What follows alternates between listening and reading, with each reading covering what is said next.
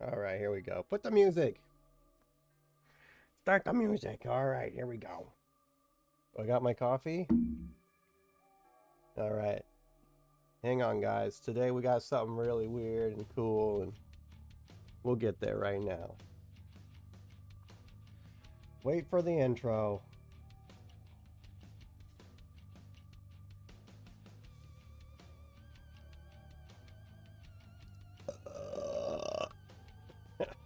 Sorry. To the spaceship. Bacon.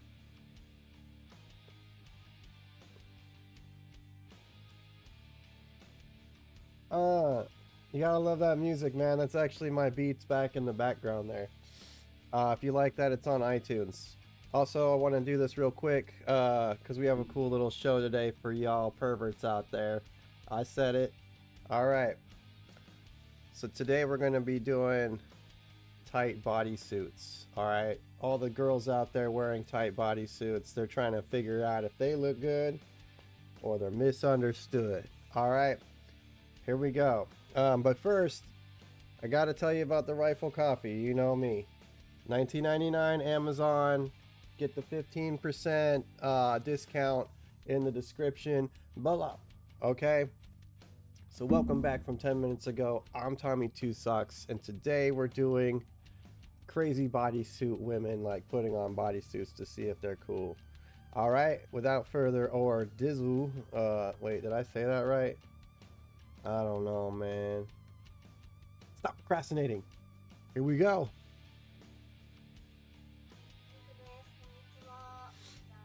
Uh-oh.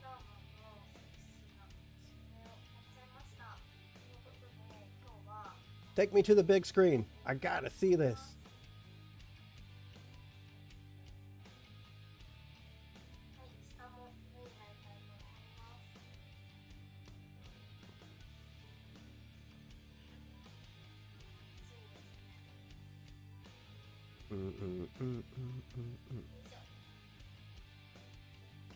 That says Wendy's Palace.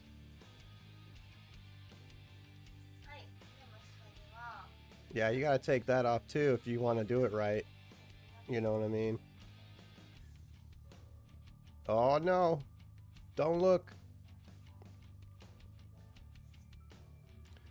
Crazy. There we go. She got it on. Okay. Yeah, that's cool.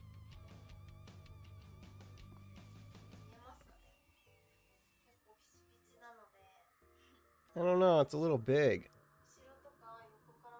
I would say I would give this one, I don't know, I'd give this one like maybe a, of course, like an 8. You know what I mean? But it could be a little bit more tight. What are you doing? We're not allowed to show that. Just kidding. We're gonna show that. You know how we do.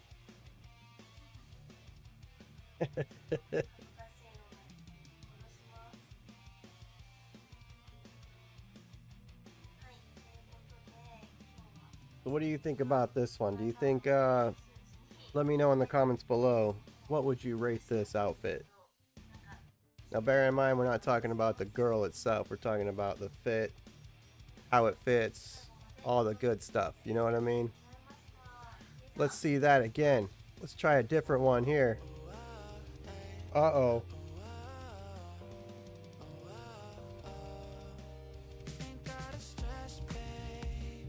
Hmm.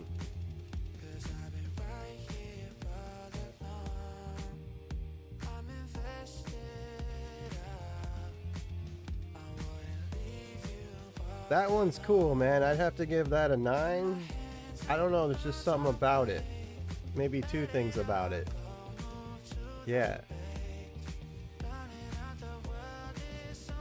I mean, that's really nice. If the only reason I wouldn't give it a 10, because, you know, you can't be a 10 in my book.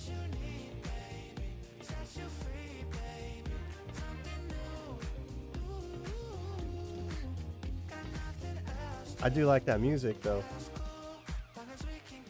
So what do you guys think about that? Go ahead and rate this one down in the comments below. Put number 2 or whatever. You know, clip 2.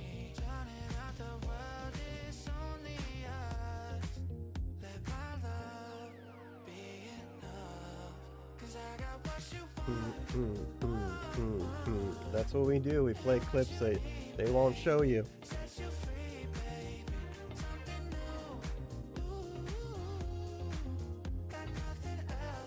Alright, you're not doing much there, girl. Alright, here we're going to try the next one. You guys let me know. What do you think about this?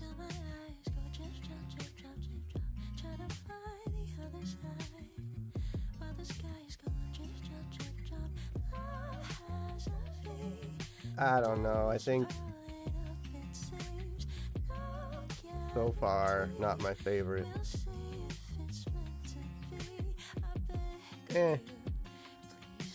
I'm not one for red. Maybe you guys like red, but I like the black and the white a lot better. You know, if it's like midnight or something and it's time to get in the mood, I really like the black and the white. I don't like the red for some reason. Or maybe like a baby blue is real nice. But I understand. She did her makeup and stuff. She needs the red to complete her thing, you know. Got that OnlyFans going. We had to censor a little bit because obviously this is YouTube. Sorry.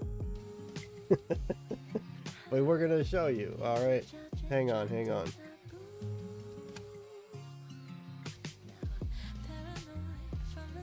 So what do you think about this one? This is clip number 3. Put it in the comments below from 1 to 9. I don't want to see any 10s down there, you fucking simps. Alright. Let's do the best one we can find.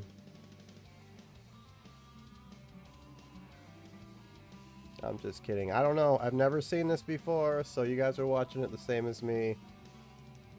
I had a couple people in comments told me this was the way to go and that they wanted to see me do this in my show. So, this is the lady is called Lovely Tattoo Memberships, and you guys can subscribe to her. She also has OnlyFans, all that. Same person, every clip, just different outfits. You know what I mean? So we can try a little bit better next time, but my friend just did a quick shout out, you know, gave me a little what do you call that?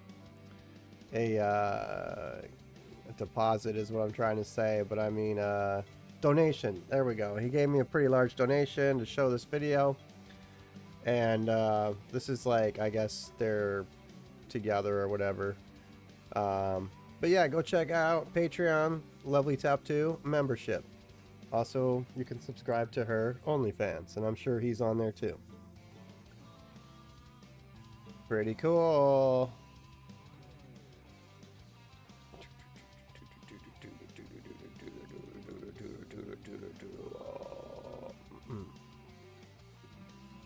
Yep, so we're just gonna rush through this a little bit.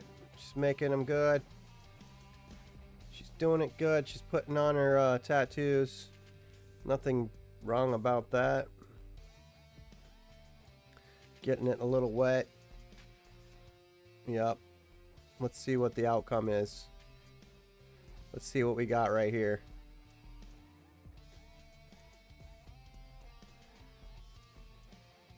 Oh, beautiful. That's awesome. You can still see that's a little like sticker or like a decal for like a micro machine or something, but man, that was great. Pretty cool. All right, you guys. We'll be doing a little bit more of that. Obviously, you can see that this is incredible. Take me back to the ship before I explode. Alright, so that was pretty cool. I don't know. I feel a little bit different or a certain way about watching that, but you know, I got a really good donation from my friend to hook it up. So there you are, Mr. and Mrs. Tattoo. Once again, subscribe to their Discord, and if you want to see more shows like this or things like it, don't forget to subscribe and do the thing. All right? Be the change you want to see, and always buy that rifle coffee from Amazon. $19.99, 15% discount below. And I'm out.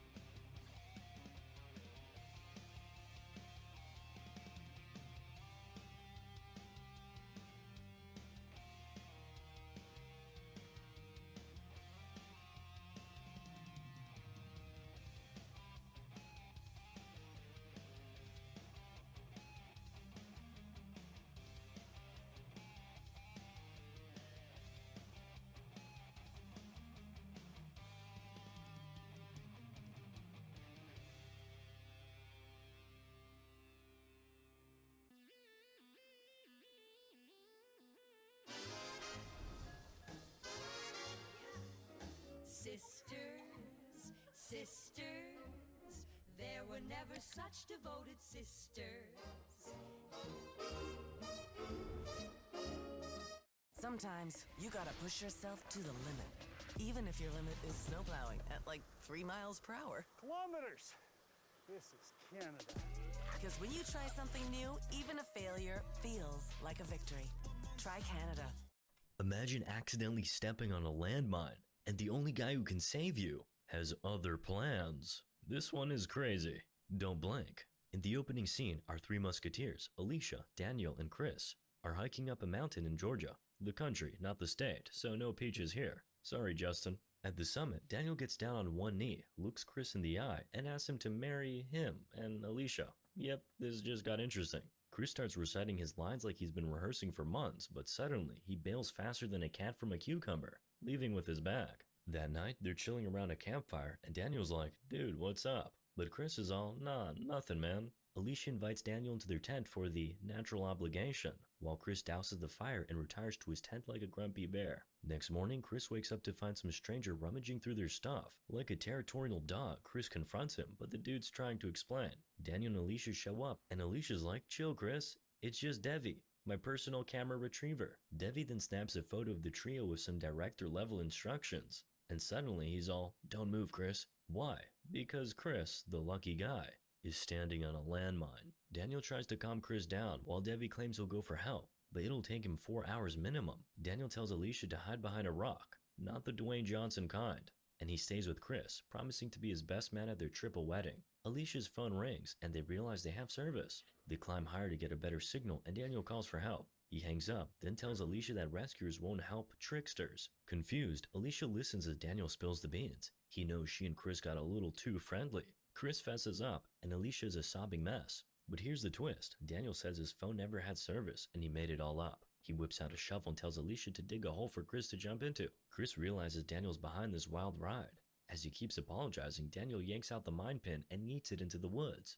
Daniel goes back to Devi, who's apparently in on this crazy plan. Alicia retrieves the pin, unsure if it'll work. Desperate, she starts digging. Suddenly, they spot Ilya, the mysterious dude watching from behind a boulder. Will he help our troubled trio? Stay tuned. Ilya chases after his dog, which is sprinting like it's late for a job interview. Alicia tries to keep the dog away from Chris, but Ilya suddenly appears with a gun, making them feel like they're in an action movie gone wrong. As Ilya investigates Chris, he discovers that Alicia and Chris are telling the truth when they raise their hands, and quickly spill the beans about the situation. Ilya sets down his luggage and asks how he can help. Alicia, brainstorming like she's in a DIY disaster movie, suggests digging a hole for Chris to jump into. Ilya, now curious, grabs Alicia's arm and asks how they got into this wild mess. Alicia informs him that her boyfriend set them up because she had a fling with Chris. Ilya chuckles and calls her a cheater. Chris fiercely warns him to watch his words, making Ilya reconsider his involvement. But ultimately, Ilya decides to stick around and lend a hand.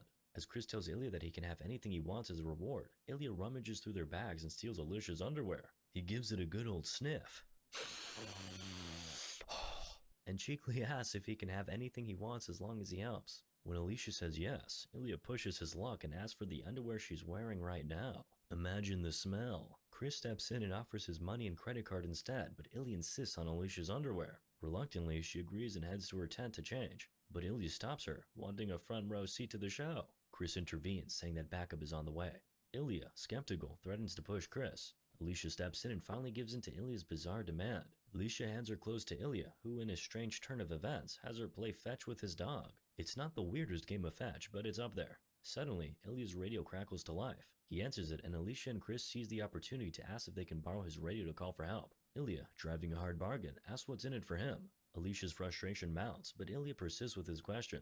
She politely asks to call for help, and Ilya, with a grin, embraces her. He's got one more request before he lends them the radio. Tossing her clothes back at her, Ilya tells her to fetch it like a dog. Alicia, rolling her eyes, initially refuses, but after realizing the gravity of their situation, she plays along. Alicia retrieves the underwear, but Ilya isn't satisfied with her performance. He tosses it again, instructing her to crawl this time. Alicia, determined to get that radio, goes the extra mile and crawls to grab the underwear. But Ilya, ever the critic, tells her to do it again, this time without using her hands. So Ilya and Alicia are playing this bizarre game of fetch with some undies. Alicia's got mad skills and snags them with her teeth. She trades the unmentionables for radio because, you know, priorities. She tries calling for help, but the guy at the other end is like, "No habla inglés, señorita." Alicia asks Ilya to translate, and he's like, "Sure, but you gotta play a little strip poker with me." Alicia's not down with that, so she goes back to digging or whatever. Then the guy on the radio's back, and Ilya's like, "Yo, that's my boy Sergey. Don't make him mad or he'll go full hook on us." Alicia tries telling Sergey everything's chill, but he's like, "Ke?" Ilya's like, "Okay, seriously, poker or bust?" Alicia caves and off comes the jacket. They chat with Sergey a bit and Alicia's losing more clothes. She finally puts her foot down and Ilya's like, "Fine, be that way." But then Sergey's back on the line and Ilya's all, "Hey, we had a deal." Alicia's like, "Nope, not happening." Ilya gets ticked off and pulls a gun on her. Meanwhile, Chris has been chilling in the background and he's like, "Yo, Ilya, you're..." Tomorrow is yours. To imagine, to dare, to fail, to succeed, to create. Salomon, tomorrow is yours. Hey, it's Ryan Reynolds. As owner of Mint Mobile, my goal is to spend as little as possible on things like Your mom's so dumb, she brought a spoon to the Super Bowl. This catches Ilya's attention. What a clever joke. Ilya turns the gun on Chris, and Alicia books it. Ilya sends his dog after her, like some twisted game of tag. With Alicia screams as the soundtrack, Chris goes full MacGyver, making a hook to snatch Ilya's gun. He gets the gun, but then Ilya shows up with Alicia as his human shield. Ilya's all, "Go ahead, make my day." Chris can't pull the trigger, and Ilya makes him call Alicia a cheater. He even gives her a little scratch on the cheek for dramatic effect. Ilya keeps gasping about punishing cheaters and drags Alicia behind a boulder. Things take a dark turn, and let's just say, Ilya's not winning any Boy Scout badges for his behavior. All the while, Chris is just standing there, feeling useless and wishing he'd brought his own gun to this underwear-fetching, radio-talking, strip-poker-playing party. Alicia, fed up with Ilya's shenanigans, decides to go all ninja on him and grab his knife. Chris, shouting like a bootleg action hero, tells her to get a move on. Out of nowhere, Ilya's dog charges, ready to protect its owner. Chris fires a shot, hoping to stop the canine crusader, but ends up hitting Alicia instead. What are the odds? Chris faints, overwhelmed by the drama. Coming to, Chris hears Ilya's voice, revealing that the whole mine thing was just a cruel prank orchestrated by Daniel. Classic Daniel, am I right? Ilya saunters away, leaving Chris with poor Alicia, now sporting a very unfashionable, fatal neck cut. Chris calls for help, but it seems his phone is set to no reception mode. Later, Chris stumbles upon a local's house where a woman and her daughter take pity on this disheveled stranger. Chris is beyond thrilled when the daughter offers to print out a map for him, because who needs GPS, right? Soon he's introduced to the ladies of the house, Laika and Tanya, who just so happen to be Ilya's family. Talk about a small world. Meanwhile, Ilya's off tending his bees, probably contemplating a career change to beekeeping. Laika and Tanya invite Chris to lunch, and he graciously accepts. Ilya returns, securing his dog with a chain that's more fit for a bike lock, and walks in to find Chris sitting with his family. Awkward. Introductions are made, and Chris smoothly covers up their prior encounter by saying he saw Ilya's name on some random drawing. Ilya, sensing that something's up, tells Chris to hit the road, but our hungry protagonist insists on finishing dinner first. Tanya tries to keep the peace, and Ilya begrudgingly allows Chris to eat, on the condition that he leaves immediately after. Chris chows down, but when he tries to go for seconds, Ilya cuts him off. No more freebies, pal. Tanya hints that it's time for Chris to skedaddle, and he packs up his bag, thanking them for the meal. Ilya tells Chris to meet him in 15 minutes, but not to drag his family into their drama. Chris, with a mischievous grin, takes off. Ilya watches as Chris drives away from the house and hops into his car, probably blasting some catchy tune about Twisted Fate or something. As Chris saunters away, Ilya makes a mad dash to his dog, untying him with the hope of sending a canine scare package Chris's way. The family assembles at the dining table where Ilya wrestles with his meal like it's a plate full of snakes. After admitting defeat to his food, he retreats to the living room for solace. Ilya paces around, contemplating dialing 911, but eventually deciding that his dog would do a better job at